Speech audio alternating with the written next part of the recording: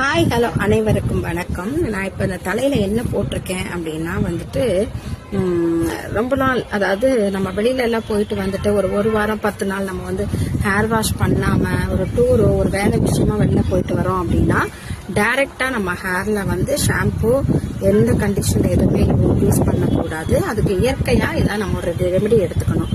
அப்போ நான் இன்னைக்கு என்ன பண்ணியிருக்கேன் அப்படின்னா வெந்தயம், தேங்காய் பால், சின்ன வெங்காயம், அப்புறம் கருவேப்பிலை, புதினா, அது இல்லாமல் நிலக்கரி கொட்டை இருக்கு இல்லையா, அதை நல்லா ஊற வச்சுட்டு எல்லாத்தையும் சேர்த்து மிக்ஸ் பண்ணி இதை அப்ளை பண்ணியிருக்கேன். இதை அப்ளை பண்ணும்போது இந்த இயற்கையில் இருக்க அனைத்து சாரும் நம்ம ஹேரோட ரூட்டில் போய் நல்லா ஸ்ட்ராங்காக நம்மளோட ஹேர் க்ரோத் இருக்கும்.